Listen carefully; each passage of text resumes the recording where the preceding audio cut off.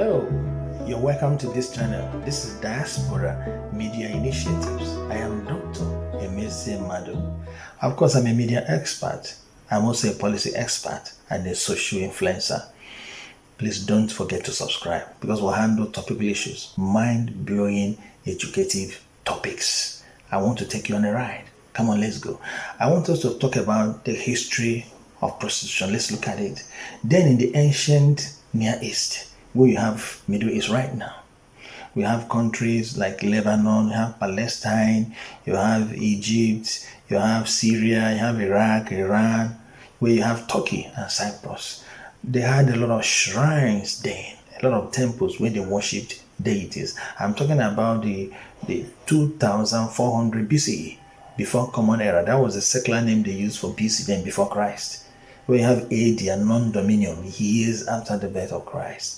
They had three categories of women. What do they do? The first set of these women were involved in sexual rituals in the temple. The second set were allowed to go down to the ground floor where they had sexual activities with visitors, satisfying visitors sexually. Then the last set were allowed to go out into the street to solicit sex. I want us to look at the dovetailing events there. Much later, it started spreading and it got to countries like Greece. It got to Rome. It got to Japan. It got to India and China. But in the year when it got to 320s, that was a non-dominion, after the birth of Christ, Emperor Constantine destroyed these temples. And that was the beginning of Christianity. We look at the biblical aspect of it. When you go to Genesis, around Genesis 38, the story of Judah and Tamar, when Judah's son died, that was married to Tamar, Judah was supposed to take over. He refused. So Tamar had to deck herself with ornaments, covered her face like a prostitute, and went and sat by the roadside. Judah was coming back from work, and he went into her, which means that Judah had been used to that very practice. So prostitution is confirmed. And for the very fact that Tamar depicted prostitution, she mimicked it excellently. It showed that prostitution was already on the ground then. And when you go down to Joshua, it was very specific. Rahab the harlot. Rahab then was into prostitution with the nobles. When soldiers, the spies from Israel, came to survey the environment for possible military incursion, they met with Rahab, who told them all the secrets, socially, culturally, and otherwise, the military might. They had an agreement with her. They reached an agreement and said, look, tell nobody about this, and you and your family will be safe. Okay? Put a mark or a sign on your door so that when we come, anything inside your house will be saved. And that was exactly what happened. Immediately after destroying Canaan, Rahab changed her religion into Judaism and married one of the nobles. So she has a place right now in Israel. Let's talk about the number of people involved in prostitution. In the world, over 40 million to 42 million people are involved in prostitution. By the way, do you know there are direct ways of getting involved in prostitution and direct ways? Direct and indirect. Let me say it that way so you hear me clearly. For example, when you go to bars, barbering shops, hair salons, they get involved in prostitution. Discreetly, you may not know. Like sooner, when you do massage homes, they get involved in all of these things. You may not know. The hotels are very direct. When you get to hotels, you have catalogs where you have pictures and names of prostitutes.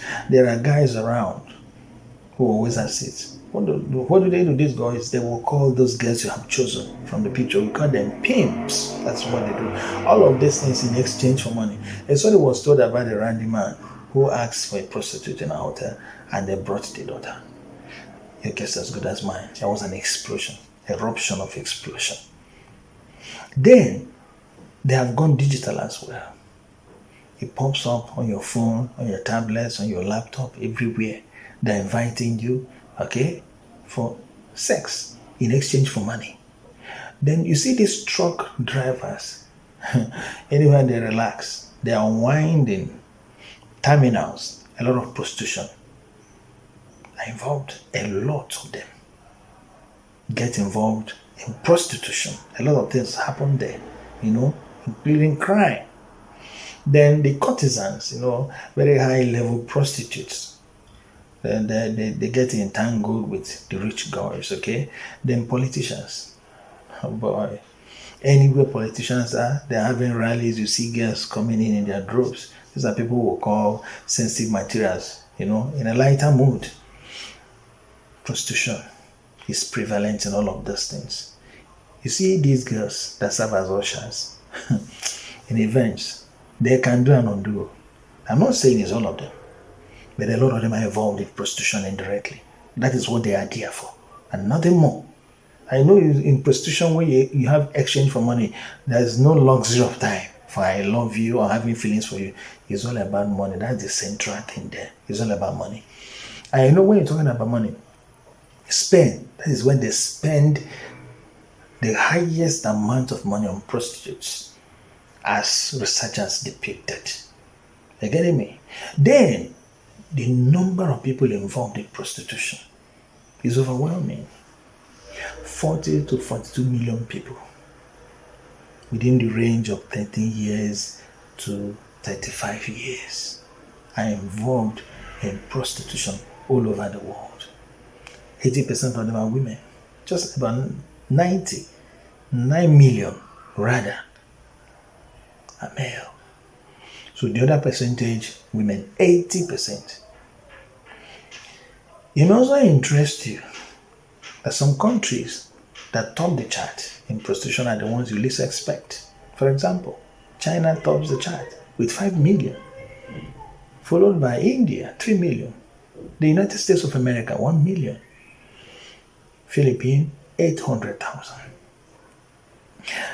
When you come to Africa, your guess is as good as mine. Nigeria is topping the chart, 1 million. But there are about 30,000 children in South Africa alone involved in prostitution. Then you talk about Ghana, you talk about Sierra Leone, Liberia, you talk about Ethiopia, Kenya, Sudan. All of these countries, they are heavily involved in prostitution. In the next series, we'll find out the legal aspect, the countries that support prostitution and those that don't. We find out how male prostitutes function, and also whether we have animal prostitution or do they have brothels. Are these things legalized in some countries? That is what we're going to find out in our next topic. I want to thank you for watching. Please don't forget to subscribe. Thank you once again.